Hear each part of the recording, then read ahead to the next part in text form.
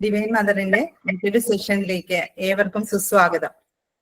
ജീവിതത്തിന്റെ വിരസതകളിൽ നിന്ന് മാറി നിൽക്കാനും മനസ്സിൽ ഉന്മേഷവും ഉത്സാഹവും ഒക്കെ നിറയ്ക്കാനും വേണ്ടിയാണ് നമ്മൾ പലരും പലപ്പോഴും യാത്രകൾ ചെയ്യാൻ ഇഷ്ടപ്പെടുന്നത്. തീർച്ചയായിട്ടും ഓരോ യാത്രകൾ കഴിഞ്ഞു വരുമ്പോഴും നമുക്ക് പുതിയൊരു ഊർജവും ഉണർവും ഒക്കെ തോന്നുകയും കൂടെ യാത്ര ചെയ്ത ആൾക്കാരുമായി കൂടുതൽ സ്നേഹബന്ധവും അടുപ്പവും ഒക്കെ നമുക്ക് തോന്നുകയും ഒക്കെ ചെയ്യാറുണ്ട്. എന്നാൽ ഇതിലുപരിയായി എന്തൊക്കെയാണ് ഈ യാത്രകൾ കൊണ്ടുള്ള മറ്റു പ്രയോജനങ്ങൾ എന്നെന്ന് നമ്മോട് സംസാരിക്കാനായി നമ്മോടൊപ്പമുള്ളത് നമ്മുടെ പ്രിയങ്കരനായ ദയാൽ സാറാണ്. സാറിനെ പറ്റി എല്ലാവർക്കും അറിയാം. പ്രമുഖ ജൈവ കൃഷി ആചാര്യനാണ്. കേരള സർക്കാരിന്റെ വനമിത്ര അവാർഡ് ജേതാവാണ്. അതിലുപരിയായിട്ട് നമ്മുടെ ഡിവൈൻ മദർ എന്ന പ്രോജക്റ്റ് രൂപകൽപ്പന ചെയ്ത് നയിച്ചുകൊണ്ടിരിക്കുന്ന നമ്മുടെ പ്രിയങ്കരനായ സാറിനെ ഇന്നത്തെ ഈ സെഷൻ യാത്രകൾ എന്തിന് എന്നുള്ള വിഷയത്തെ പറ്റി സംസാരിക്കാനായി ആദരപൂർവ്വം ക്ഷണിച്ചുകൊള്ളുന്നു. Over to you sir. Okay, ഞങ്ങളൊരു 3 പേര് ഒരു യാത്ര പോയി തിരിച്ചു വന്നതേ ഉള്ളൂ. 2-ാം തീയതി പോയി, 17-ാം തീയതി രാത്രി 2 മണിക്ക് തിരിച്ചെത്തി. അതായത് എൻ്റെ ഒരു 15 ദിവസത്തെ നീണ്ട യാത്രയായിരുന്നു. എല്ലാം മാറ്റിവെച്ചിട്ട്, ക്ലാസ്സുകളെല്ലാം മാറ്റിവെച്ചു.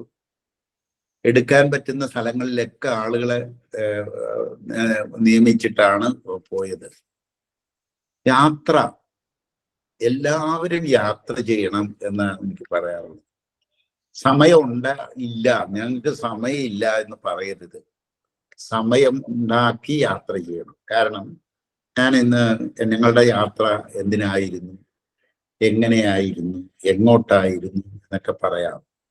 എന്തിനായിരുന്നു ആ യാത്ര, എന്തിനായിരുന്നു യാത്രകൾ, എന്തിന് വേണം എന്നുള്ളത്. അതില് ഈ യാത്രയുണ്ട്. ഞാൻ ആദ്യത്തെ എൻ്റെ യാത്ര കാട്ടിലേക്കായിരുന്നു യാത്ര. കാട്ടിലേക്കുള്ള യാത്രയിൽ എന്താണ് ഗുണം? അത് കഴിഞ്ഞിട്ട് ഒരു യാത്ര ധർമ്മസ്ഥലയിലേക്കായിരുന്നു. അത് ഞങ്ങൾ 4 പേര് ചേർന്നിട്ട് ധർമ്മസ്ഥല. അതും എന്തിനായിരുന്നു എന്ന് പറയുമ്പോൾ യാത്രയുടെ ഗുണം എന്താണ്, അഡ്വാൻറ്റേജ് എന്താണെന്ന് മനസ്സിലാകും. ഈ യാത്ര, ഇപ്പോഴത്തെ യാത്ര, ഞങ്ങൾ 2-ാം തീയതി ഇവിടെ നിന്നും എറണാകുളത്ത് നിന്നും ട്രെയിനിൽ 3 പേര്, ജെയിംസ്, പിന്നെ ഇവിടുന്ന് നമ്മുടെ ബിന്ദുവിന്റെ ഭർത്താവ്, ഇവരെല്ലാരും കൂടി ചേർന്നിട്ട് ഒരു 3 പേര് ഞങ്ങള് ട്രെയിനില് നേരെ പോയത് ഭോപ്പാലിലേക്കാണ്. ഭോപ്പാലിൽ എത്തുമ്പോ ഞങ്ങൾ എത്ര കിലോമീറ്റർ ദൂരെയായെന്നറിയാം? 3000 കിലോമീറ്റർ ദൂരെയായി. കേരളത്തിൽ നിന്നും 3000 കിലോമീറ്റർ ദൂരെയുള്ള ഒരിടത്തിലേക്കാണ് ഞങ്ങൾ എത്തിച്ചേർന്നത്. അവിടെ അന്ന് വൈകുന്നേരമാണ് പിന്നെ ഞങ്ങൾക്കുള്ള യാത്രയുടെ ട്രെയിൻ, കണക്ഷൻ ട്രെയിൻ വൈകുന്നേരമേ ഉള്ളൂ. അതുകൊണ്ട് അവിടുത്തെ ഇന്ത്യൻ കോഫി ഹൗസിൽ പോയി താമസിച്ചു. വൈകുന്നേരം പോയി താമസിച്ചു. ഇന്ത്യൻ കോഫി ഹൗസ്, നമ്മളുടെ ഇന്ത്യൻ കോഫി ഹൗസും ഭോപ്പാലിലെ ഇന്ത്യൻ കോഫി ഹൗസും തമ്മിലുള്ള ഡിഫറൻസ് വളരെ വ്യക്തമായി മനസ്സിലായി. നമ്മളെ ഇന്ത്യൻ കോഫി ഹൗസിൽ ഞാൻ കോളേജിൽ പഠിച്ചിട്ടിരുന്നപ്പോൾ തിന്ന മസാല ദോശ തന്നെയാണ് ഇന്നും നമുക്ക് കിട്ടുന്ന മസാല ദോശ. അതിന്റെ നിറം അതാണ്, അതിന്റെ സ്വാദതാണ്. കാശ് മാത്രമേ കൂടിയിട്ടുള്ളൂ. കാശ് കൂടിയെന്നല്ല, അതെല്ലാം ഒന്ന് തന്നെ, അത് തന്നെ. പക്ഷേ അത്ഭുതപ്പെടുത്തിക്കൊണ്ട് മലയാളിയുടെ യഥാർത്ഥ സ്വഭാവം, കേരളം വിട്ടുകഴിഞ്ഞാൽ അവർ ലോകത്ത് നമ്പർ 1 ആകുന്നത് പോലെ തന്നെ ഭോപ്പാലിൽ 5 ഇന്ത്യൻ കോഫി ഹൗസുകളുണ്ട്.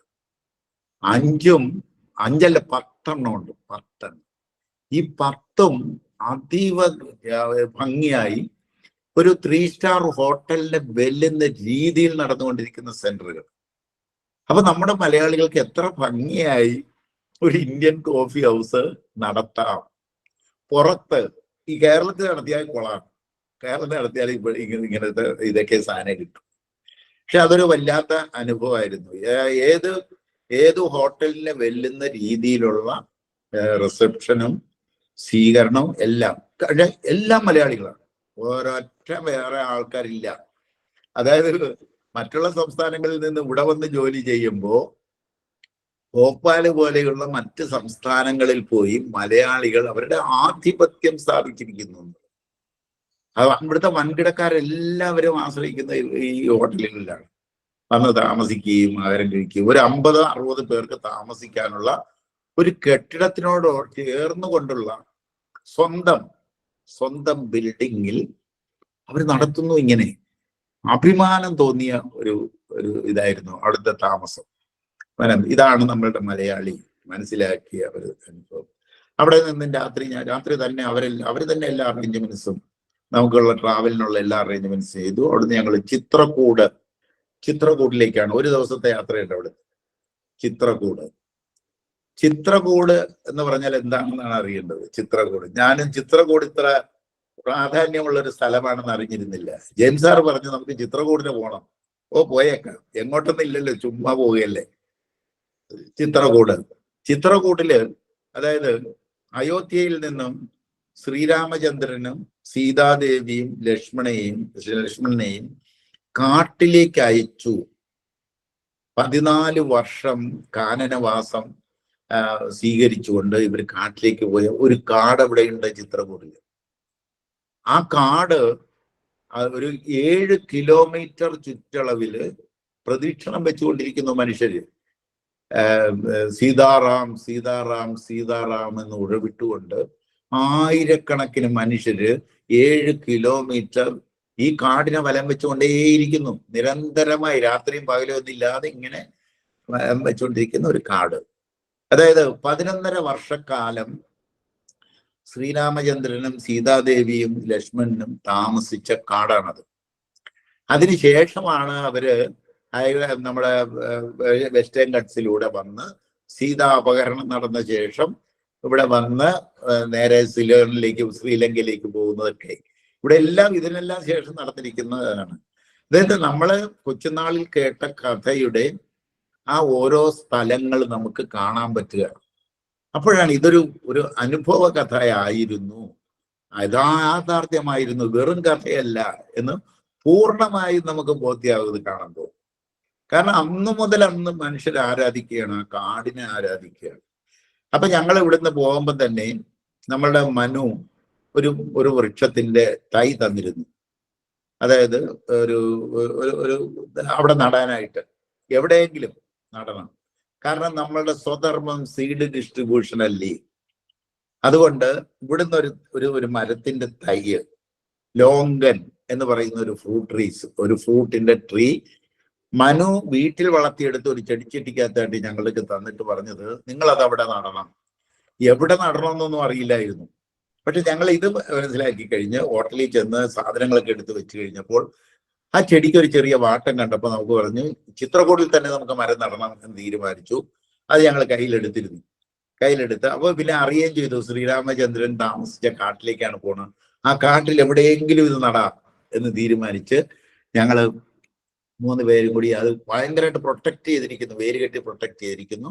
പക്ഷെ അതിന്റെ ഗേറ്റിലൂടെ ഞങ്ങൾ തുറന്നകത്ത് കയറി അവിടെ ഫോറസ്റ്റ് ഡിപ്പാർട്ട്മെന്റ് നട്ടിരിക്കുന്ന മരങ്ങൾ നടുന്നുണ്ട്, നല്ല കൂടുകൾ വെച്ചിട്ട്.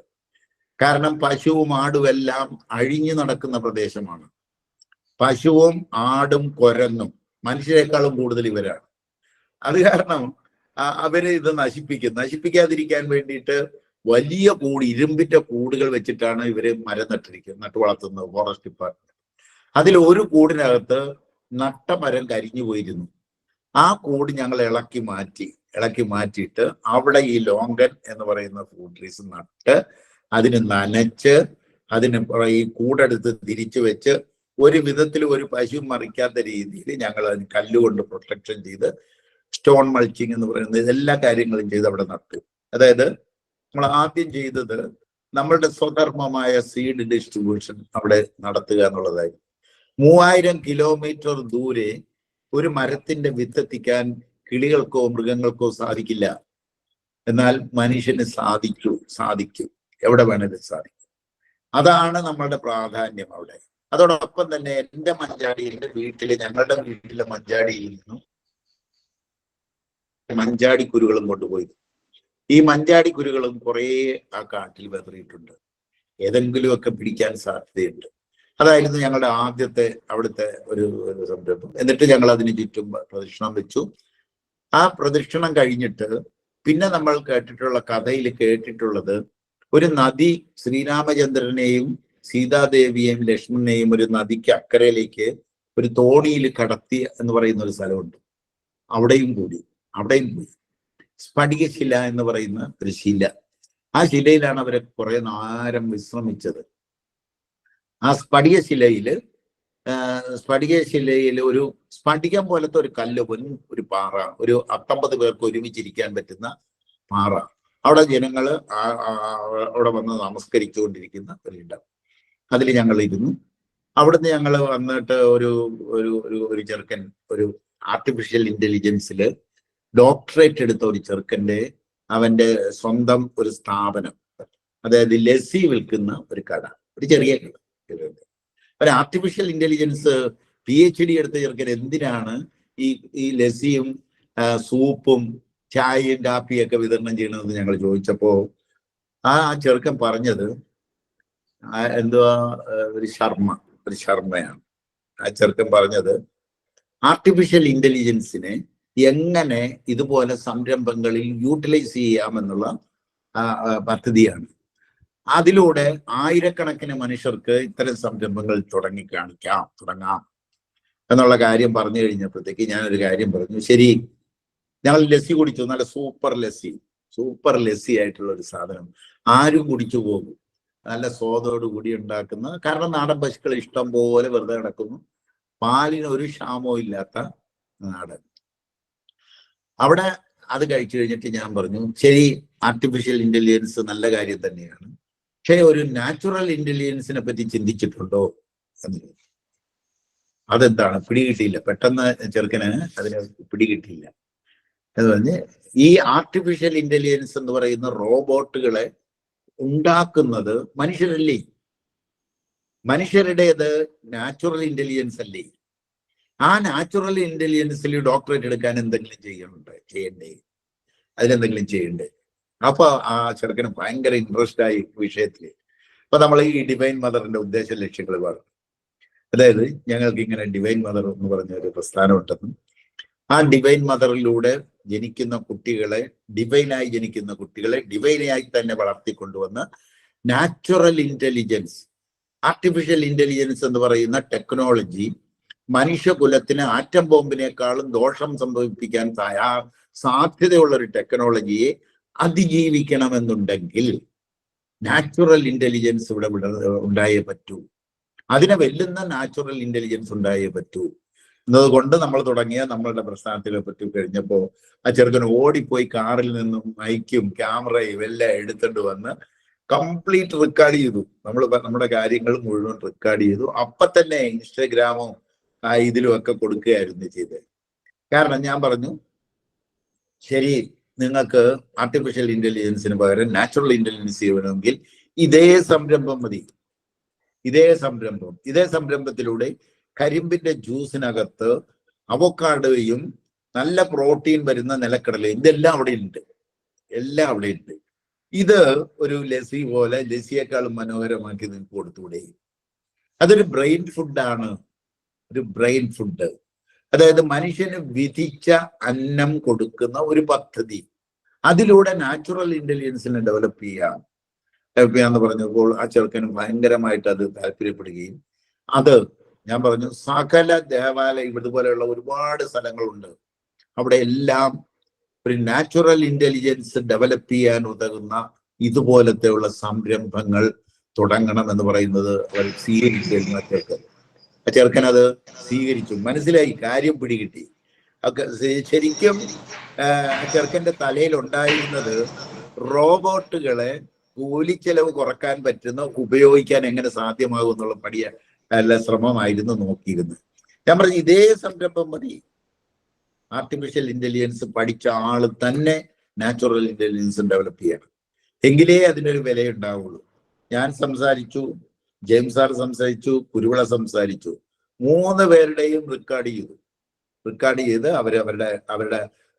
അവരുടെ കൂട്ടത്തിൽപ്പെട്ട, അവരും പഠിച്ചിറങ്ങിയ അവരുമായിട്ട് അത് ഡിസ്കഷൻ വരികയും ഇതേമാതിരി സംരംഭങ്ങൾ ചെയ്യാൻ തുടങ്ങുന്നു.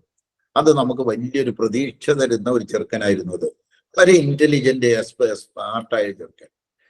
അപ്പൊ ഞാൻ പറയുകയും ചെയ്തു, ഞങ്ങൾ എന്താ പറഞ്ഞു, ഞങ്ങളൊരു മാട്രിമോണി കൂടി തുടങ്ങിയിട്ടുണ്ട്, ഡിവൈൻ മാട്രിമോണി. അപ്പൊ കണ്ട കൊച്ചു ചെറുക്കനാണ്. അപ്പൊ മാട്രിമോണിയിൽ ചേരണം എന്ന് പറഞ്ഞു ഇനി ഞാൻ കല്യാണവും കഴിച്ചു, ഒരു കൊച്ചു ഉള്ള ആളാണ്. അവിടെ നേരത്തെ തന്നെ പിള്ളേരായിരിക്കുമ്പോൾ തന്നെ അവരെല്ലാം കല്യാണം കഴിക്കും. പറഞ്ഞു പോട്ടെ, നിന്റെ കൂട്ടുകാര് അവരെ ഇതിലേക്ക് കിട്ടണം എന്നൊക്കെ പറഞ്ഞിട്ടാണ് ഞങ്ങൾ അവിടെ തിരിഞ്ഞത്. അത് കഴിഞ്ഞിട്ട് ഞങ്ങള് നേരെ ഈ ശ്രീരാമചന്ദ്രന്റെ ഒരു എക്സിബിഷൻ, സ്ഥിരം എക്സിബിഷൻസ് ആളുണ്ട്, അതൊരു അവിടുത്തെ കാണപ്പെടേണ്ട ഒരു വിശേഷമാണെന്ന് പറഞ്ഞിട്ട് ഞങ്ങളുടെ ഡ്രൈവറെ അങ്ങോട്ട് കൂട്ടിക്കൊണ്ടുപോയി. അവിടെ ചെന്നപ്പോ ഞാൻ പറഞ്ഞു, അതിനകത്ത് കയറി കണ്ടിട്ട് കാര്യമൊന്നുമില്ല, വെറുതെ കുറെ പടങ്ങള്, രാമായണ കഥ മുഴുവൻ ആലേഖനം ചെയ്തിട്ടുള്ള ചിത്രങ്ങൾ, വലിയ ഹാളുകൾ കണ്ട നമുക്ക് തിരിച്ചു പോകാം എന്നുള്ള തിരിഞ്ഞു കഴിഞ്ഞപ്പോ നേരെ കണ്ട ഒരു ബോർഡ്, അതായത് മഹാത്മാഗാന്ധി യൂണിവേഴ്സിറ്റി എന്നുള്ള ഒരു ബോർഡാണ് കാണുന്നത്. ചിത്രകൂടിൽ ഒരു മഹാത്മാഗാന്ധി യൂണിവേഴ്സിറ്റി. മഹാത്മാഗാന്ധി യൂണിവേഴ്സിറ്റി നമ്മുടെ യൂണിവേഴ്സിറ്റി അല്ലേ, MG യൂണിവേഴ്സിറ്റി കോട്ടയത്തെ യൂണിവേഴ്സിറ്റി അല്ലേ, എന്നാ നമുക്ക് അതിനകത്തൊന്ന് കയറാം, ആ യൂണിവേഴ്സിറ്റി കയറാമെന്ന് വിചാരിച്ചിട്ട് അവിടെ ഗേറ്റിൽ ചെന്നിട്ട്, ജെയിംസ് 45 വർഷത്തോളം അവിടെയൊക്കെ ജോലി ചെയ്തുകൊണ്ട് നല്ല ഹിന്ദിയുണ്ട്. ആ അതൊക്കെ ഇരിക്കുന്ന ഗേറ്റിലിരിക്കുന്ന ഗേറ്റ്മാൻ്റെ കാര്യങ്ങൾ പറഞ്ഞപ്പോ അവിടെ പോയി കാണാം, നിങ്ങൾ പോയി സംസാരിച്ചോളാൻ പറഞ്ഞു. അകത്തോട്ട് കയറി ചെന്ന് ഒരാൾ ഒരു കാറ് കൊണ്ടുവന്ന് പാർക്ക് ചെയ്തു. പാർക്ക് ചെയ്തപ്പോഴത്തേക്ക് ആ ആളിൻ്റെ ചോദിക്കാം, VC എവിടെ ഇരിക്കുക, VC ഒന്ന് കാണാൻ പറ്റുമോ, ഞങ്ങൾ കേരളത്തിൽ നിന്ന് വരുന്നതാണ്. അപ്പൊ ജെയിംസ് സാർ പരിചയപ്പെടുത്തിയത് ഇത് ഫോറസ്റ്റ് മാൻ ഓഫ് കേരളയാണ്. ഫോറസ്റ്റ് മാൻ ഓഫ് കേരള എന്നുള്ള ബാനറിൽ അപ്പൊ തന്നെ ഇദ്ദേഹം VCയുടെ PA ആയിരുന്നു. അദ്ദേഹം ഉടനെ തന്നെ VCയുടെ പോയിട്ട് ഇങ്ങനെ പറഞ്ഞു, കേരളത്തിൽ നിന്ന് 3 പേര് വന്നിരിക്കുന്നു, ഫോറസ്റ്റ് മാൻ ഓഫ് കേരളയാണ്, സാറിനെ കാണണമെന്ന് പറഞ്ഞു. ഞങ്ങൾ അകത്ത് കയറി അദ്ദേഹവുമായിട്ട് സംസാരിച്ചു. ഒരു 3/4 മണിക്കൂർ നേരം അവിടുത്തെ VC ആയിട്ട് കണ്ടു, മനസ്സിലാക്കി. ഇപ്പൊ നമ്മളുടെ ഇവിടെ നടക്കുന്ന കോഴ്സുകളെ പറ്റി എല്ലാം പറഞ്ഞു. Certificate course, diploma course, art of happiness course, ഇതെല്ലാം അദ്ദേഹത്തിന് ഭയങ്കര താല്പര്യമായി. അദ്ദേഹം പറഞ്ഞു, ഇത്തരം കോഴ്സുകളൊന്നും തന്നെ ഞങ്ങൾ ആരും ഒരു യൂണിവേഴ്സിറ്റിയിൽ ഡിസൈൻ ചെയ്തിട്ടേ ഇല്ല, നിങ്ങൾ എങ്ങനെയാണ് ഇങ്ങനത്തെ ഒരു കോഴ്സിലേക്ക് വന്നത്, എന്താണ് ഈ കൃഷിയുടെ പ്രാധാന്യം, ഓർഗാനിക് ഫാമിംഗ് കൃഷിയുടെ പ്രാധാന്യം. അപ്പോൾ ഞാൻ പറഞ്ഞു, കടല് പോലെ കിടക്കുന്ന സ്ഥലം, ഇപ്പോഴും ഹ്രസ്വകാല വിളകളിൽ മാത്രം ആശ്രയിച്ചു കഴിയുന്ന ജനങ്ങൾ, അവർക്ക് സ്ഥായി വിളകൾ ഇൻട്രൊഡ്യൂസ് ചെയ്ത് ഫ്രൂട്ട് ട്രീസ്, ലക്ഷക്കണക്കിന് ഫ്രൂട്ട് ട്രീസ് എത്ര വേണേലും നടാം. ഈ ഭൂമിയെ മുഴുവൻ തീറ്റിപ്പോറ്റാൻ പറ്റുന്ന ഫ്രൂട്ട്സ് വിളയിക്കാൻ പറ്റുന്നത്ര ഭൂമി, നല്ല ഭൂമി ഇവിടെ കിടക്കുന്നു. അതിലേക്ക് കൃഷി അഡ്വാൻസ് ചെയ്യേണ്ടതുണ്ട്. അദ്ദേഹത്തിന് അത് മനസ്സിലായി. അങ്ങനെ നമ്മൾ പറഞ്ഞു, പിന്നെ എല്ലാവർക്കും വേണ്ടത് ആനന്ദമല്ലേ, ആനന്ദം അക്കാഡമിക തലത്തിൽ പഠിപ്പിക്കേണ്ടതൊന്നല്ലേ, അത് നമുക്കൊരു കോഴ്സ് തുടങ്ങിയാൽ എന്താണ്, ഇന്ത്യയിലെ ആദ്യത്തെ കോഴ്സാണ് മഹാത്മാഗാന്ധി യൂണിവേഴ്സിറ്റിയിൽ നടക്കുന്നത് എന്ന് പറഞ്ഞപ്പോൾ അദ്ദേഹത്തിന് ഭയങ്കര താല്പര്യമായി. അപ്പൊ ഞാൻ പറഞ്ഞു, അങ്ങനെ ഉണ്ടെങ്കിൽ MG യൂണിവേഴ്സിറ്റി കോട്ടയവും മഹാത്മാഗാന്ധി യൂണിവേഴ്സിറ്റി MG യൂണിവേഴ്സിറ്റി ചിത്രകൂടും തമ്മിൽ ഒരു ലിങ്ക് നമുക്ക് ക്രിയേറ്റ് ചെയ്യാൻ പറ്റുമോ നോക്കാം എന്ന് പറഞ്ഞാണ് അവിടുന്ന് പിരിയൽ. അത്ര കാര്യങ്ങളാണ് ഞങ്ങൾ ചിത്രകൂട് നടന്നത്. അവിടുന്ന് ചിത്രകൂടിൽ നിന്നും ഞങ്ങൾ പിറ്റേ ദിവസം രാവിലെ 1-1.5 ദിവസം അവിടെ താമസിച്ചു. പിറ്റേ ദിവസം രാവിലെ ഞങ്ങൾ അയോധ്യയിലേക്കുള്ള യാത്രയായിരുന്നു. അയോധ്യയിൽ ചെന്ന് അവിടെ മുറിയെടുത്തു. അയോധ്യയിൽ ആരതി, അതായത് അവിടുത്തെ നദി, ആ നദിയുടെ പേര് ഒരു നദി, സരയൂ നദിയാണ്. അയോധ്യയിലേത് സരയൂ ആണ്.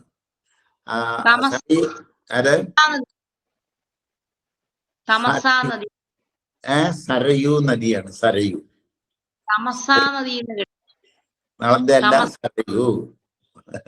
ഗീതമ്മേ സരയൂവിൽ മുങ്ങിയ ആളാണ് ഞാൻ. അതെയല്ലേ, സരയൂവിൽ മുങ്ങി. സരയൂവിൽ ആരതി ഞങ്ങൾ 3 പേരും സ്വന്തം നിലയിൽ നടത്തി. അത് കഴിഞ്ഞിട്ട് പിറ്റേ ദിവസം പോയി ആരതി 5 പേരിൽ നിന്നുള്ള ആരതി പൂജ, ആരതി സരയൂ നദിയെ ആദരിക്കുന്ന ആരതി ഞങ്ങൾ കണ്ടു. അതിമനോഹരമായ ഒരു കാഴ്ച. അത് കണ്ടു. അപ്പോഴത്തേക്ക് കൊല്ലത്ത് നിന്ന് 40 പേരടങ്ങുന്ന ഒരു ടീം ഇവിടെ വന്നു. ഞങ്ങൾ അവരുമായിട്ട് സംസാരിച്ചു. അപ്പൊ കേരളത്തിൽ നിന്നും ഇങ്ങനെ ടീം 40 പേര് 50 പേരടങ്ങുന്ന ടീം ഇങ്ങനെ പോയിക്കൊണ്ടിരിക്കുകയാണ് അയോധ്യയിലേക്കും. ചിത്രകൂടിലേക്കും കാശിയിലേക്കും ഒക്കെ പോയിക്കൊണ്ടിരിക്കുന്നത്, നമ്മൾ അറിയണ പോലുമില്ല. അപ്പൊ അവിടെ ചെന്ന് കണ്ടു. പിന്നെ ക്ഷേത്രം അതിമനോഹരമായി പണിതുകൊണ്ടിരിക്കുന്നു. ഇനി ഒരു 10 വർഷം കൊണ്ട് അത് കംപ്ലീറ്റ് ഡിസൈൻ ആവുള്ളൂ. ആ ഒരു പ്രദേശം മുഴുവൻ ഒരു മാസ്റ്റർ പ്ലാൻ, എങ്ങനെയാണ് ആ മാസ്റ്റർ പ്ലാൻ തയ്യാറാക്കി വെച്ച് ശരിയാക്കണമെന്നാണ്. ഇത് നമുക്ക് വിശ്വസിക്കാൻ പറ്റാത്ത രീതിയിലുള്ള ഒരു ഡെവലപ്മെന്റ് ആണ് ആ ക്ഷേത്രത്തിൽ നടക്കുന്നത്. അവിടുന്ന് ഞങ്ങള് നേരെ നടന്ന് അവിടെ മുങ്ങി അവിടെയും ഞങ്ങള് മഞ്ചാടി ഇട്ടു. അവിടെ ഒരു തോട്ടമുണ്ട്, ശ്രീരാമചന്ദ്രന്റെ പടം വലിയ പ്രതിമ നിൽക്കുന്ന ഒരു ഏരിയ, അവിടെ തോട്ടം ഉണ്ടാക്കിയിട്ടുണ്ട്. അവിടെ കൊണ്ടുപോയി ഞങ്ങൾ മഞ്ചാടി വെതറി. ആ സരയൂ നദിയിൽ നിന്നും മണ്ണെടുത്തു. ഞാൻ എൻ്റെ ഭൂമിയിൽ നിന്നും, ഇവിടുത്തെ കുന്നിൽ നിന്നും, അതായത് കൈലാസം എന്ന് പേരിട്ടിരിക്കുന്ന എൻ്റെ കുന്നിലെ മണ്ണ് 2 കിഴി, ഒന്ന് സരയുവിലേക്കും ഒന്ന് ഗംഗയിലേക്കും വേണ്ടി എടുത്തിട്ടുണ്ടായിരുന്നു. അതിൽ സരയുവിൽ ഇടാൻ വെച്ചിരുന്ന കിഴി സരയൂ നദിയിൽ സരയൂ മുങ്ങിലിടുകയും സരയുവിലെ നദിയിലെ മണ്ണ് എടുത്തിട്ട് പോരുകയും ചെയ്തിട്ടുണ്ട്. അതിവിടെ കൊണ്ടുപോന്നു. ഇത് സെയിം നമ്മൾ ഗംഗയിലും ചെയ്തിട്ടുണ്ട്. ഈ 2 മണ്ണുകളും, ഇവിടുത്തെ മണ്ണ് അവിടെയും അവിടുത്തെ മണ്ണ് ഇവിടെയും കൊണ്ടുവന്ന് ഇടുമ്പോൾ ഉണ്ടാകുന്ന ഒരു ബന്ധം, അതായത് നമ്മളുടെ നാടും ആ അയോധ്യയും കാശിയുമായിട്ടുള്ള ഒരു ലിങ്ക് നമ്മൾ ക്രിയേറ്റ് ചെയ്ത് കഴിഞ്ഞു. അതോടൊപ്പം ഞങ്ങൾ അയോധ്യയിൽ നിന്നും പോരുന്നതിന് മുമ്പ് തന്നെ ഞാൻ പറഞ്ഞു, ഇവിടെ നിന്നും പിരിയുന്നതിന് മുമ്പ് ഈ അയോധ്യയുടെ ആകാശത്തിൽ നമുക്ക് എന്തെങ്കിലും ഒന്ന് ഇട്ടിട്ട് പോകണ്ടേ, എന്തെങ്കിലും ഇട്ട്, അതായത് ഒരിക്കലും നശിക്കാത്ത ഒരു സാധനം അവിടെ ഇടണം. നമ്മൾ മണ്ണ് അങ്ങോട്ടും ഇങ്ങോട്ടും എടുത്ത് അത് വേറെ കാര്യം, വേറൊരു സാധനം ഇടണം. എന്താ ഇടാൻ പറ്റുക എന്ന് ഞാൻ ചോദിച്ചു ലാലുവിൻ്റെ അടുക്കലും ജെയിംസ് ആൻഡിക്കലും. എന്തിടാനാണ്, നമ്മൾ എന്തിടാനാണ്? ഞാൻ പറഞ്ഞത്, നമ്മുടെ ഈശ്വര സങ്കല്പവും പ്രാർത്ഥനയും ഇവിടെ ഇടണം, ഈ ആകാശത്ത് ഇടണം. അത് ശബ്ദമാണ്, ശബ്ദം അനന്തമാണ്. ഈ ആകാശത്തിൽ അവിടെ അത് കിടക്കും. നാളിതുവരെ വന്നിട്ടുള്ള മഹാരഥന്മാരുടെ ശബ്ദം ഇവിടെ അവരുടെ കാലടിപ്പാടുകൾ പതിഞ്ഞ സ്ഥലമാണിത്. അതുകൊണ്ട് അവിടെ നമ്മളുടെ ഈ ശബ്ദം ഇടണമെന്ന് പറഞ്ഞ് ഞങ്ങൾ 3 പേരും കൂടി അവിടെ നിന്ന് അത് ചൊല്ലി, ഉറക്കെ ചൊല്ലി, മുറിയിലിരുന്ന് അവിടെ ചൊല്ലി. അവിടെ നമ്മളുടെ ഒരു അടയാളം ഇട്ടിട്ടാണ് പോന്നിരിക്കുന്നത്. അതായത് നമ്മളുടെ പ്രാർത്ഥന, ഈശ്വര സങ്കല്പവും പ്രാർത്ഥനയും അവിടെ ഉണ്ട്. പ്രകൃതി നിയമാനുസൃതമായ ശബ്ദം മരിക്കില്ല, അത് അനന്തമാണ്, അതവിടെ ഉണ്ടായിരിക്കും. അവിടെ ഉള്ളവരിൽ അതിൻ്റെ സ്വാധീനം ഉണ്ടാക്കും. അതിനു വേണ്ടിയിട്ട് നമ്മളുടെ ഒരു അടയാളം അവിടെ ഇട്ടിട്ടാണ് നമ്മൾ അവിടുന്ന് പോകുന്നത്. അതായത് അവിടുന്ന് നേരെ അയോധ്യയിൽ നിന്ന് നേരെ പോയത് കാശിയിലേക്കാണ്. കാശി ശിവന്റെ പട്ടണം. അതായത് അയോധ്യയിൽ എല്ലായിടത്തും സീതാറാം സീതാറാം അലയടിക്കുമെങ്കിൽ കാശിയിൽ ശിവന്റെ നാമമാണ്. എല്ലാ മനുഷ്യരുടെയും വായ്ത്തുമ്പിൽ ഇതേ ഉള്ളൂ. എങ്ങോട്ട് തിരിഞ്ഞാലും ഇതാണ്, ഇതല്ലാതെ ഒന്നുമില്ല. ഈശ്വരനും അമ്പലവും വിശ്വാസവും അല്ലാതെ വേറെ ഒന്നും അവിടെ ഇല്ല. ഇതാണ് നമ്മൾ കണ്ടുകൊണ്ടിരിക്കുന്നത്. കാശിയിലും ഞങ്ങൾ ഗംഗയിൽ പോയി ആരതി നടത്തി, ആരതി കാണാൻ പോയി. അവിടെ ആരതി നടത്താനൊന്നുള്ള സൗകര്യമില്ല. തിരക്കെന്ന് പറഞ്ഞാൽ അസാധ്യ തിരക്കാണ്. അതായത് ഈ ഭൂമിയിലെ ഏറ്റവും പഴയ പട്ടണമാണ് ശിവന്റെ പട്ടണം എന്നറിയപ്പെടുന്ന കാശി. കാശിയുടെ തെരുവുകൾ തിരക്കാണ്, എപ്പോഴും തിരക്കാണ്. അവിടെ ഹനുമാൻ കട്ടിലിൽ പോയി, അത് കഴിഞ്ഞിട്ട് ശിവക്ഷേത്രത്തില്, ആ മൂലക്ഷേത്രത്തിൽ പോയി കാശ് കൊടുക്കണം. തിരക്കില്ല, 1.5 ദിവസം ക്യൂ നിന്നാലേ അവിടെ എത്താൻ പറ്റൂ. അതിന് പകരം ഞങ്ങൾ ഒരാളെ പിടിച്ചിട്ട് 1500 രൂപ കൊടുത്ത് പുറകിൽ കൂടി നേരെ പോയി എടുത്തു. ദക്ഷിണ 500-ൽ കുറഞ്ഞ ദക്ഷിണ ഇല്ല.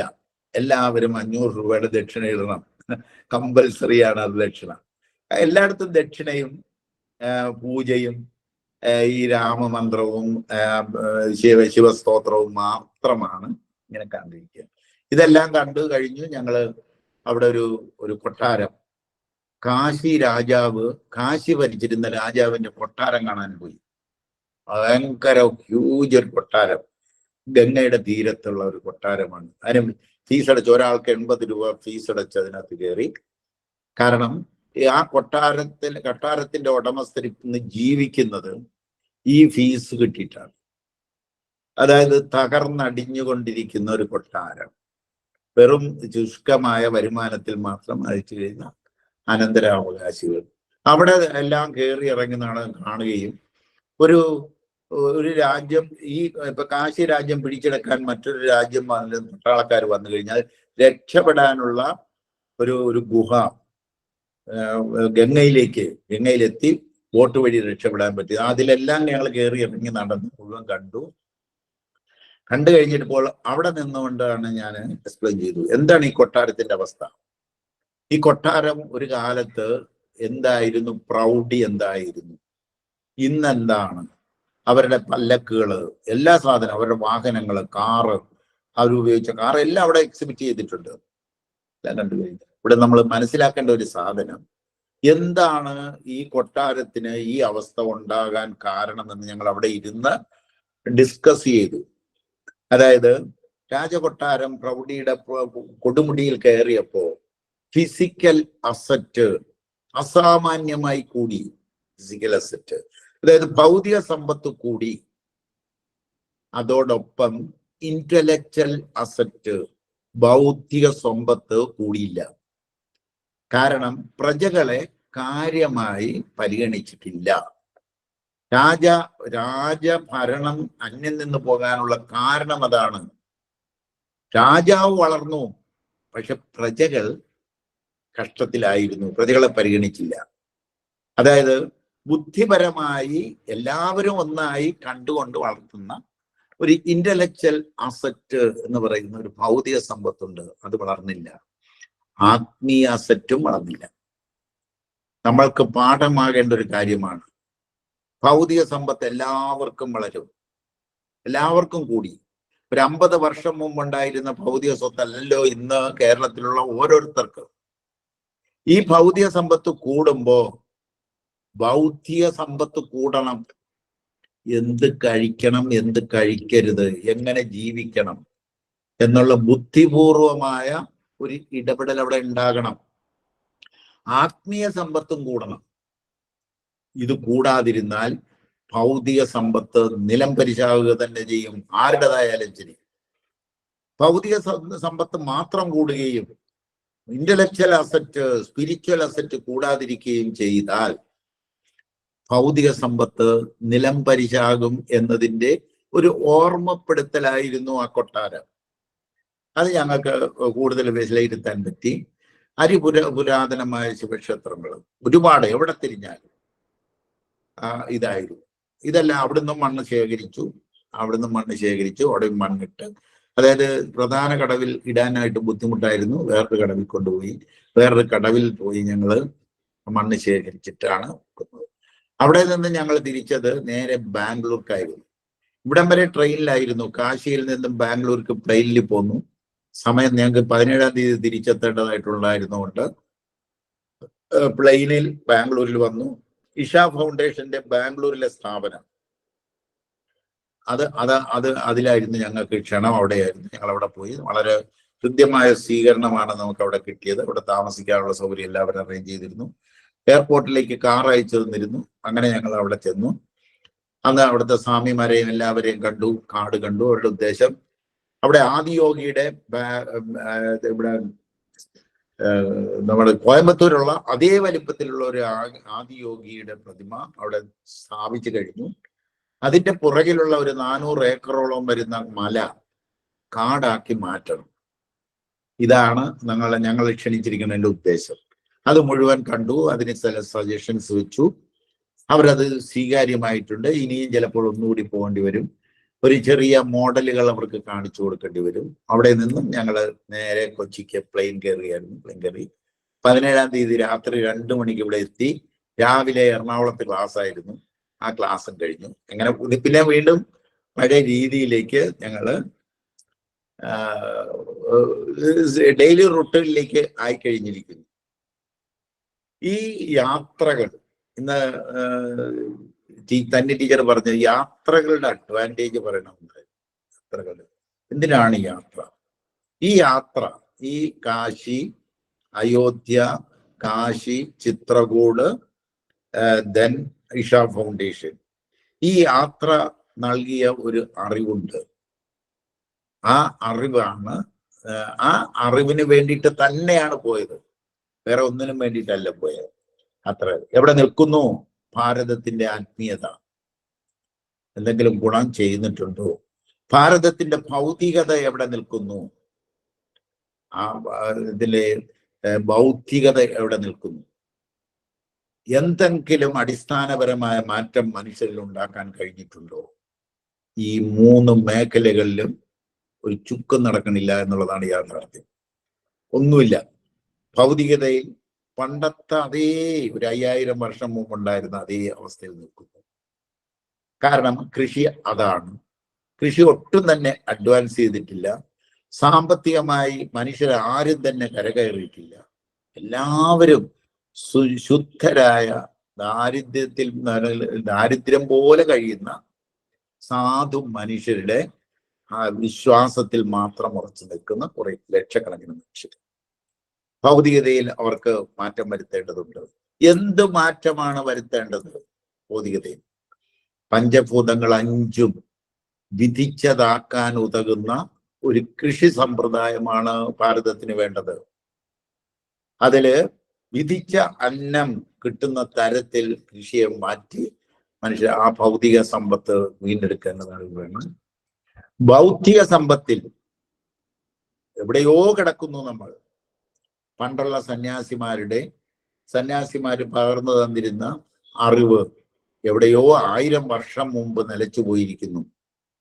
അത് കണ്ടിന്യൂ ചെയ്ത് കൊണ്ടുവരാൻ 1000 വർഷം, 800 വർഷത്തെ ഇസ്ലാം അധിനിവേശം, 200 വർഷത്തെ ബ്രിട്ടീഷ് ആധിപത്യം, 75 വർഷത്തോളം നമ്മളുടെ ഗവൺമെന്റ് ഭരിച്ച 1% സാധിച്ചിട്ടില്ല. 1% സാധിച്ചിട്ടില്ല. അതായത് വിദേശ സൈക്കോളജി ഒരു ചുക്കും നമുക്ക് തരില്ല. എന്നാൽ ഭാരതത്തിന്റെ സൈക്കോളജി ഉണ്ടായിരുന്നു. ആ സൈക്കോളജി 1000 വർഷം പിന്നിൽ നിൽക്കുന്നു. അതിനെ മുന്നോട്ട് കൊണ്ടുവരേണ്ടതുണ്ട് എന്നാണ് മനസ്സിലായത്. അതിലും നമ്മൾ ചെയ്തു വെച്ചിരിക്കുന്ന മനോബുദ്ധി ലയം എന്ന് പറയുന്ന ആശയം, അതിലേക്ക് നമുക്ക് എത്തപ്പെടേണ്ടതുണ്ട്. നമ്മളുടെ ചിന്തകളും നമ്മളുടെ ക്ലാസ്സുകളും ഇന്ന് മനസ്സിലായത് വളരെ അത്യാവശ്യമാണ്. ഭാരതമായി ഇനിയും നിലനിൽക്കണമെന്നുണ്ടെങ്കിൽ അത് 1000 വർഷം കുതിച്ചപ്പുറത്തെത്തേണ്ടതുണ്ട്. അത്രയ്ക്കും പിന്നിലായി പോയിരിക്കും. ആത്മീയതയുടെ കാര്യത്തിലും ഇന്നും ഈശ്വര അനുഭവം സാധിച്ചിട്ടില്ലാത്ത മനുഷ്യർ, ഈശ്വര വിശ്വാസത്തിൽ മാത്രം നിൽക്കുന്ന മനുഷ്യർ. നമ്മൾ അതല്ലല്ലോ പറയുന്നേ. ഈശ്വര അന്വേഷണം വേണം, വിശ്വാസം മാത്രമായി നിൽക്കരുത്. ഇന്നും വിശ്വാസത്തിൽ മാത്രം നിൽക്കുന്ന ജനതയായി മാറിയിരിക്കുന്നു. ഈ വിശ്വാസത്തോടൊപ്പം അന്വേഷണവും വേണം.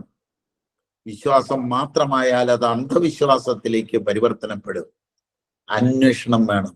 അന്വേഷണം സയൻസ് ആണ്. എന്തന്വേഷണം? ഈശ്വര അന്വേഷണം വേണം. ഈശ്വരനെ അന്വേഷിച്ച് അനുഭവിക്കാൻ കഴിയണം. അതായത് ആനന്ദമുള്ള ഒരു മനുഷ്യരിവിടെ വേണം.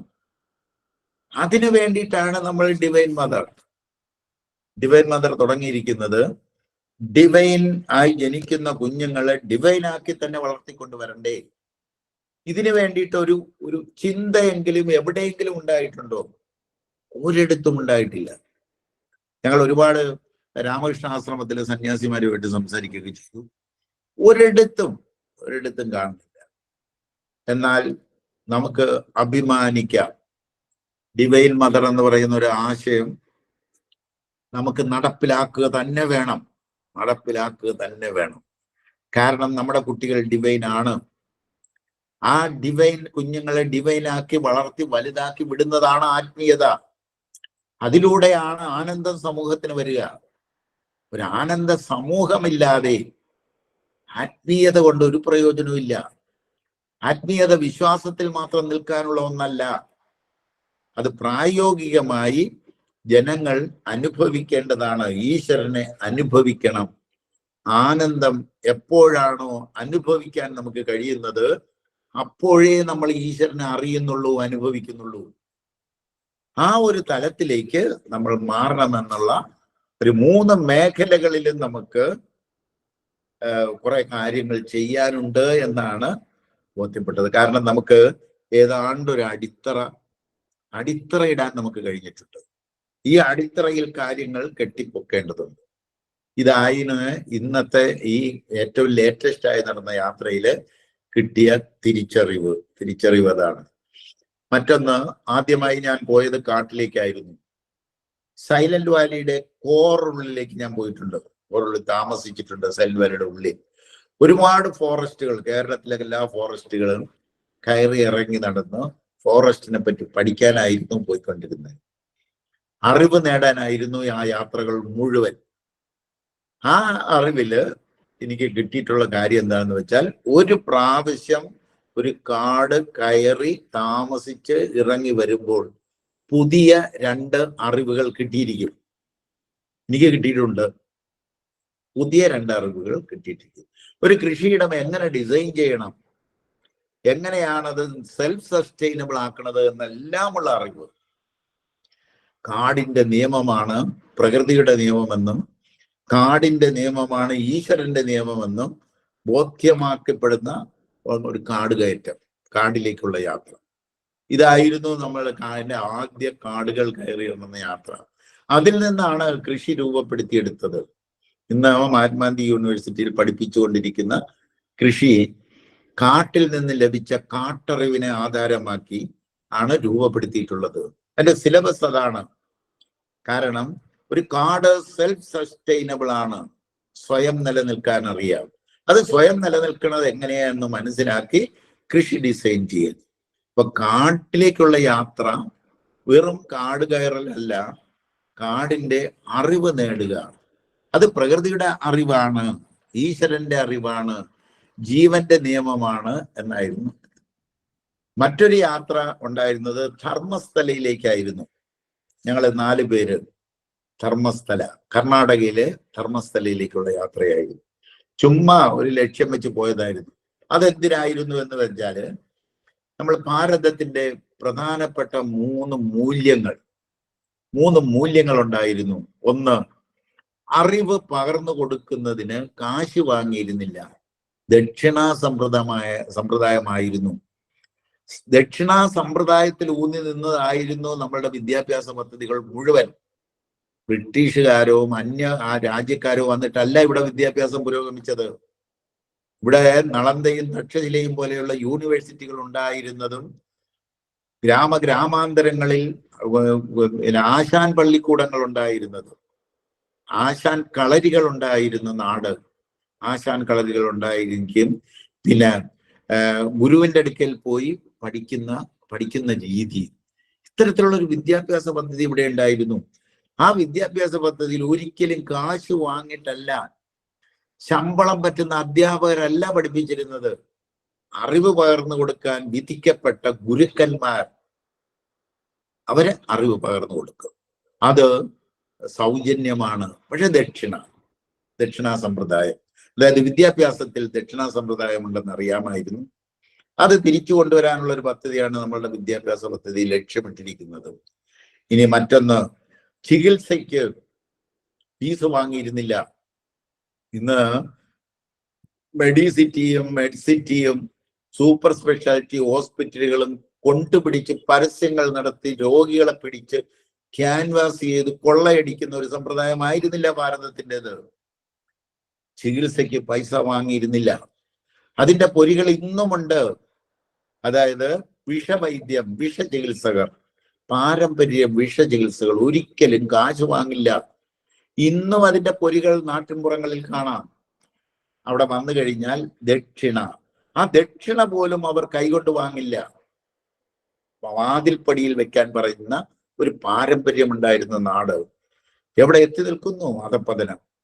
ഒരു രോഗി ഒരു ആക്സിഡന്റ് ആയി ചെന്നാൽ അവന്റെ കിഡ്നി അടിച്ചു മാറ്റാൻ, അവന്റെ അവയവങ്ങൾ അടിച്ചു മാറ്റുന്ന അവസ്ഥയിലേക്ക് ആശുപത്രികൾ അധപ്പതിച്ചില്ലേ? പകൽക്കൊള്ളയല്ലേ അവിടെ നടക്കുന്ന മുഴുവൻ. അപ്പൊ അതും ഒരു ദക്ഷിണാ സമ്പ്രദായത്തിൽ നടന്നിരുന്നു.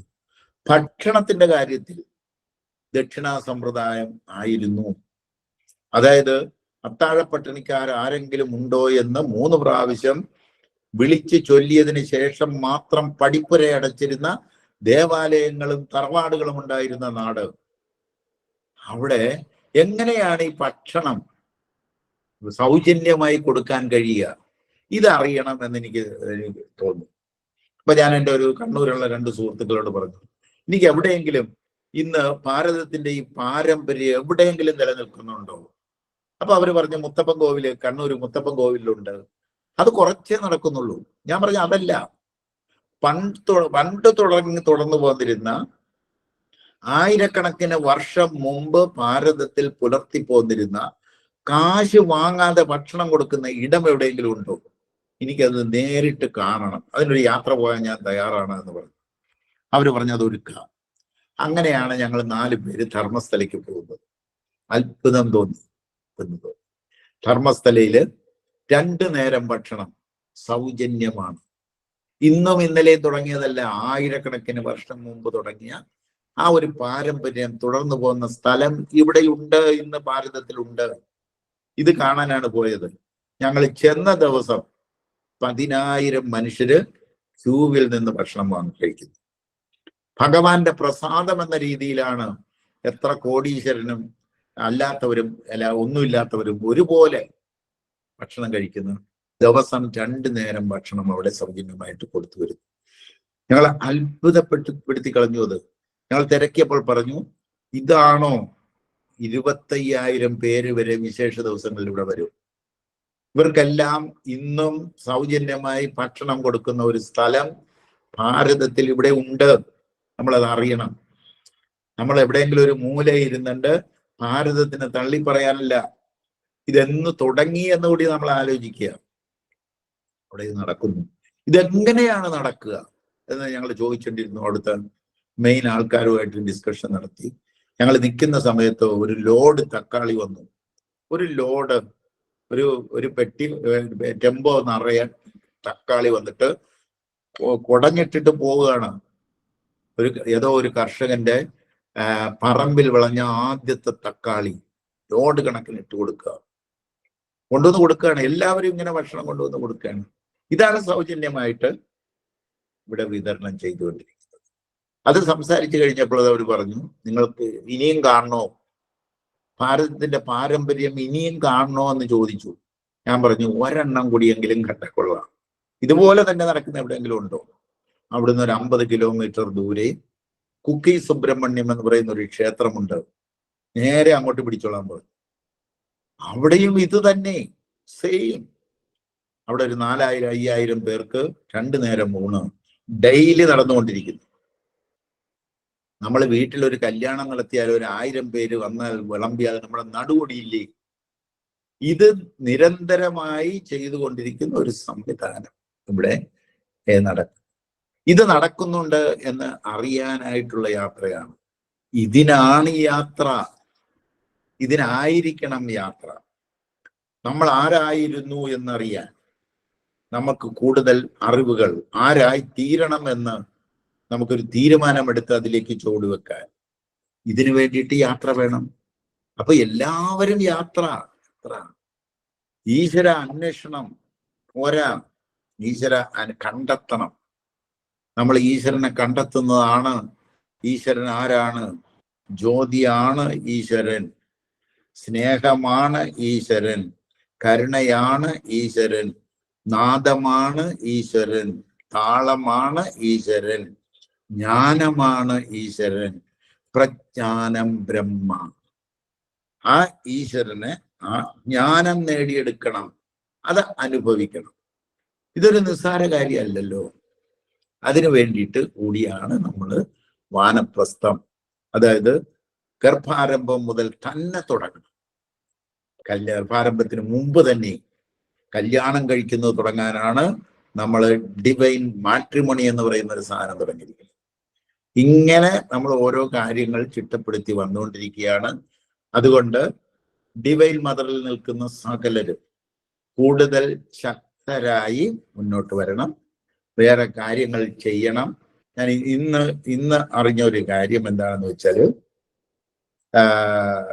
സ്വീഡനിൽ ഒരു നമ്മളൊരു ആവശ്യപ്പെട്ടിരുന്ന ഒരു സാധനമാണത്.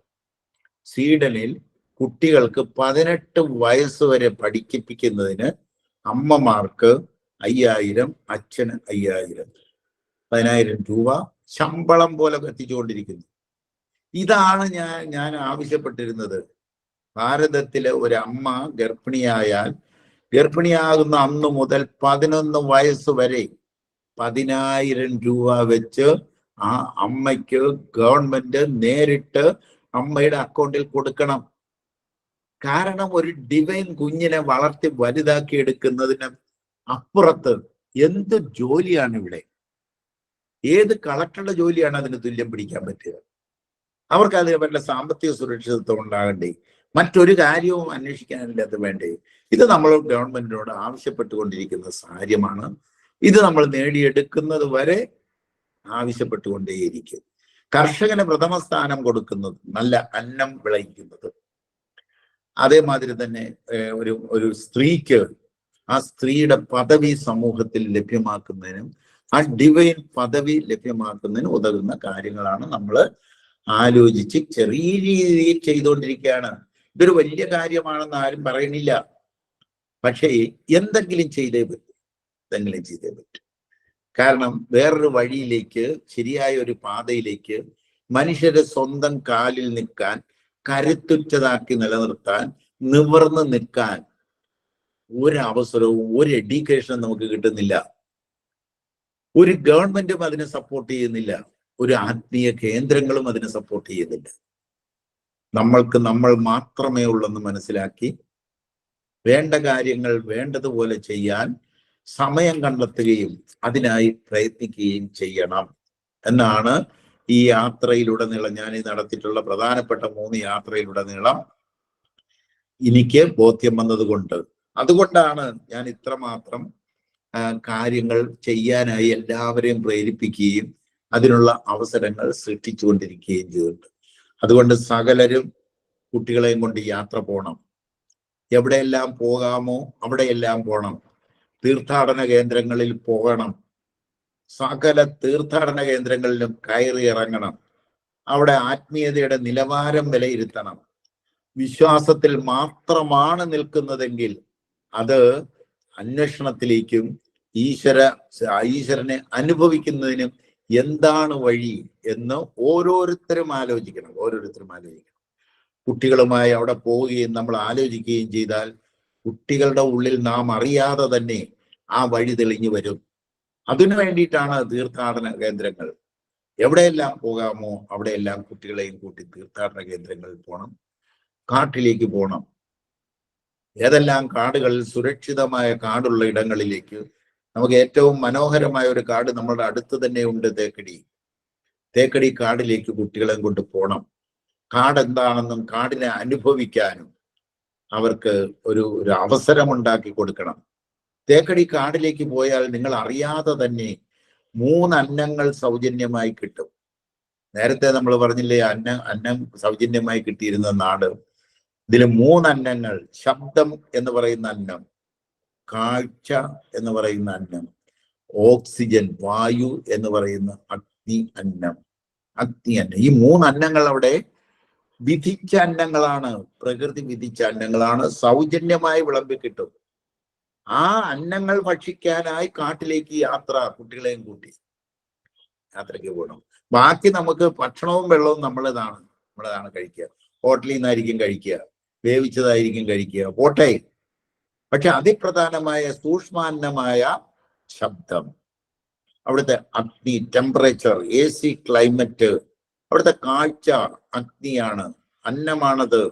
അവിടുത്തെ ഓക്സിജൻ അന്നമാണ്. അത് ലഭ്യമാക്കാൻ കാട്ടിലേക്ക് കുട്ടികളെയും കൂട്ടി യാത്ര പോകണം.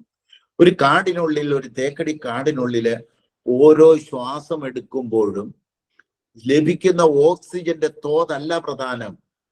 ആ ഓക്സിജനിലൂടെ കുട്ടികളിലേക്ക് എത്തുന്ന അറിവുണ്ട്, പ്രാപഞ്ചികമായ അറിവുണ്ട്.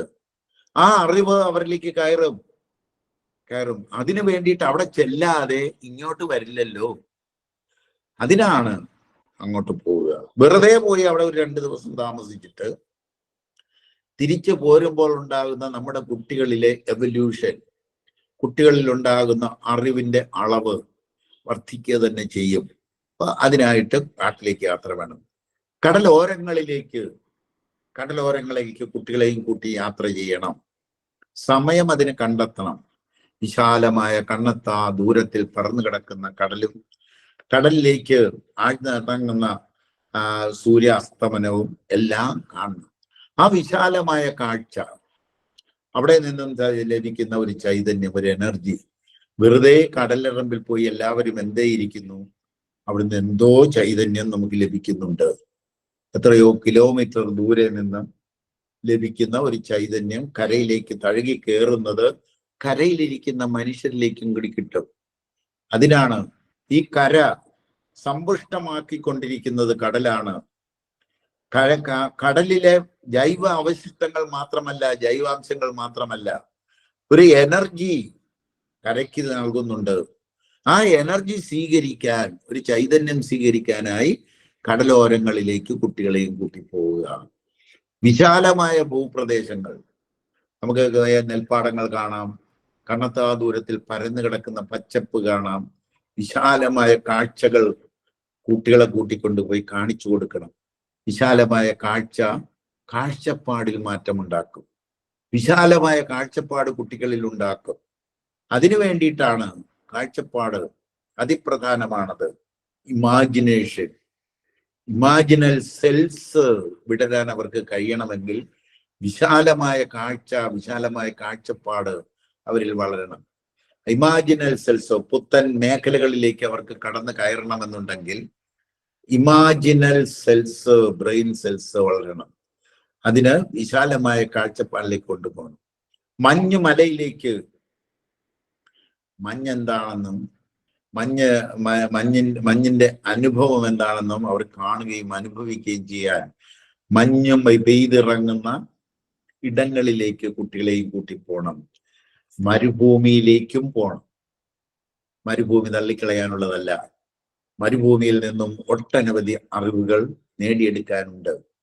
മാൻമെയ്ഡ് മരുഭൂമിയുണ്ട്, നാച്ചുറൽ മരുഭൂമിയുണ്ട്, മനുഷ്യൻ ഉണ്ടാക്കിയ മരുഭൂമിയുണ്ട്. അവിടെയല്ല പോകേണ്ടത്.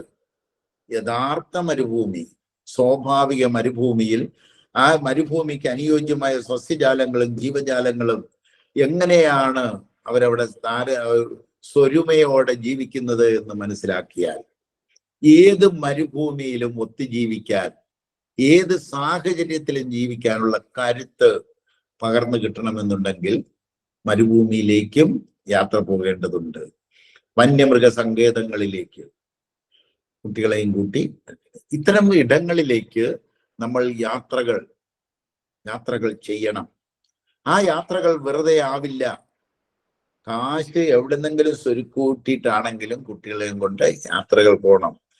ഇവിടെ നിന്നെല്ലാം നമുക്ക് ഡിവൈനായി ജനിച്ച കുഞ്ഞുങ്ങളെ ഡിവൈനായി തന്നെ വളർത്താനുള്ള അറിവുകൾ കിട്ടുക തന്നെ ചെയ്യും.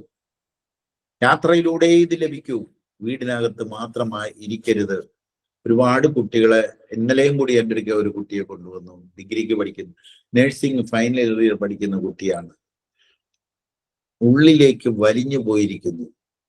കൂട്ടുകാരില്ല, ആരുമില്ലാത്തൊരു പെങ്കൊച്ച്. നിരാശയുടെ പടുകുഴിയിൽ വീണ് പരീക്ഷ എഴുതിയാൻ ഇനി 3-4 മാസം മാത്രമുള്ളപ്പോൾ ഒന്നും വേണ്ട എന്ന് വലിച്ചെറിഞ്ഞിട്ട് എങ്ങോട്ടെങ്കിലും നടന്നു പോകുന്ന പരുവത്തിലേക്ക് ഒരു കൊച്ചെത്തിയിലിട്ടിരിക്കുന്നു. ഇതിന്റെ കാരണം എന്താണെന്ന് വെച്ചാൽ കുട്ടികളെയും കൂട്ടി വിശാലമായ ഇടങ്ങളിലേക്ക് യാത്ര ചെയ്യാത്തത് കൊണ്ടാണ്. അവര് ഉൾവലിഞ്ഞു പോകും, ഒതുങ്ങിപ്പോകും. കുട്ടികൾ വിശാലമാകണം. വീട്ടിൽ നിന്നും പുറത്തേക്ക് ഇറങ്ങണം.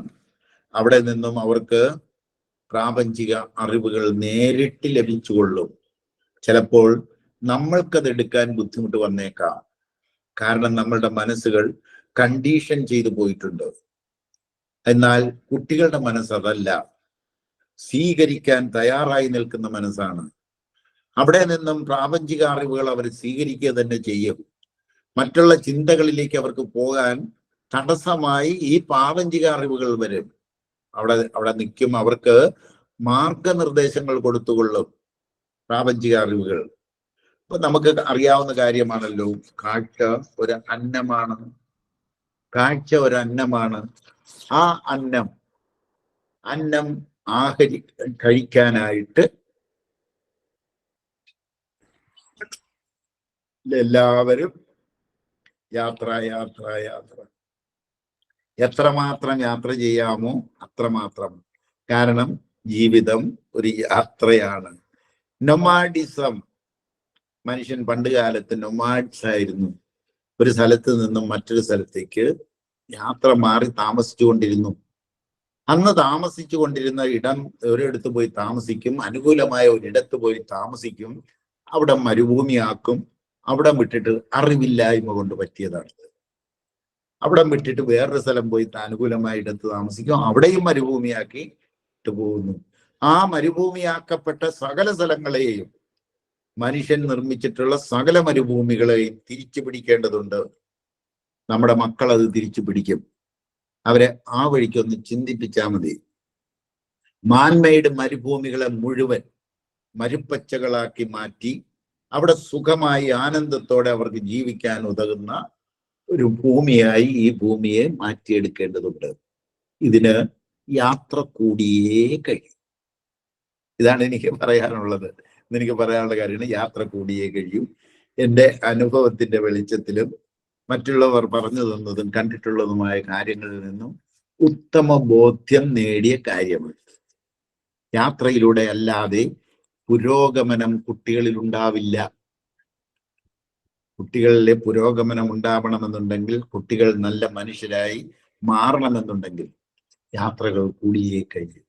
ഇനി എന്താ സമയം ഒരുപാടായി എന്ന് തോന്നുന്നു. ഞാൻ ഒരുപാട് സംസാരിച്ചിങ്ങനെ, കാരണം ഞങ്ങളെ യാത്ര അതായിരുന്നു.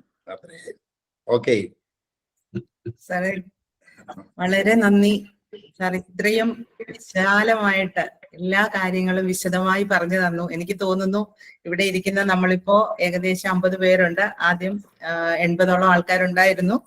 അപ്പൊ എല്ലാവരും തന്നെ പെട്ടെന്ന് തന്നെ ഒരു യാത്ര തട്ടിക്കൂട്ടി പോകും എന്നാണ് എനിക്ക് തോന്നുന്നത്. കാരണം ഇത് കേട്ട് കഴിയുമ്പോൾ നമ്മൾ സാധാരണ കേട്ടിട്ടുള്ളത് ഉല്ലസിക്കാനും ആനന്ദിക്കാനും ഒക്കെയാണ് യാത്രകൾ പോകുന്നത്. പക്ഷെ അതിരുകൾ ഇത്രയും വിശാലമാക്കുന്നതും പല സംസ്കാരങ്ങള്, ഭാഷകള്, പലതരം രുചികള്, ഇതെല്ലാം കുട്ടികൾക്കും മുതിർന്നവർക്കും ഒരുപോലെ ആസ്വദിക്കാനും, പിന്നെ സാറ് പറഞ്ഞതുപോലെ എല്ലാ അന്നവും വിധിച്ച അന്നം നമുക്ക് ലഭിക്കാനും, കാഴ്ചകൾ എങ്ങനെ കാഴ്ചപ്പാടിനെ രൂപീകരിക്കുന്നു എന്നുള്ളതും എല്ലാം വളരെ വിശദമായിട്ട് സാറ് പറഞ്ഞു തന്നു.